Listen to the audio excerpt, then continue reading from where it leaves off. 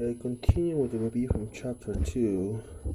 This is another problem from the book, and it the problem asked us to get the free body diagram and equation, just like the last one that we did. So here, what we're gonna do is we're gonna draw our two masses. So we're going to do a free body diagram for each mass. So we have M1.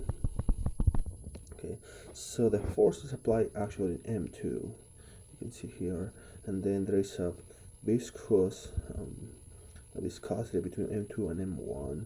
So this force is gonna try to push M1 to the left through this viscous that we have here. So we have one to the left, and this is gonna be B times here. The displacement is going to be the difference between the velocities between mass 2 and mass 1. So this is going to be equal to V times V2 minus V1. Okay, so if I push M2 to the left and it's attached to this viscosity to M1, so M1 is going to try to go to the left as well. And since both masses are moving, the difference in the velocities is what's going to be this coefficient of viscosity. So we have V2 minus V1 going to the left, and then I have my K1 is opposing that movement, so I'm going to draw it that way, and that one is going to be K1 X1. Okay, now don't forget the inertia, so this is going to be this opposing to movement, so I'm just going to draw it right here to the right. This is going to be M1 X1 double dot, and those are the three forces that are acting on M1. So I'm going to get a free body diagram for M2. Then M2 we have the force applied, that is Fa of T, and then we have the coefficient of viscosity opposing to the movement. So I'm going to draw it to the right. This is going to be V2 minus V1. And remember, those two have to be the same. So the one that you draw on M1 has to be the same as I draw. M2 was different direction. And then I also have this spring right here is opposing the movement. So this one is going to be K2 X2.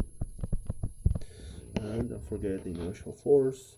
This is opposing the movement, so we're just going to draw it here. This is going to be equal to M2 X2 double dot. So now I need to get my equations for that. So for the first one, I'm going to keep the ones going to the right positive. So my differential with the highest order is positive. So I'm going to keep M1 X1 double dot. And I have K1 X1 positive, and then I have minus V minus V2 minus V1, and this is going to be equal to 0. And then I want to do the same thing for the mass 2, so that I'm going to be positive, the one's going to the right, so this term is positive. So M2 X2 double dot, and then I have V2 minus V1, and I have the K2 X2 term equal to Fa of T.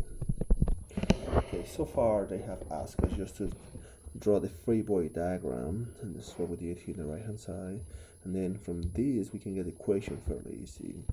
When we do chapter 3, what we can do is kind of have this in a state space. We can leave that for chapter 3. So this is just another example, and only here to consider is that differential of velocities for this coefficient here.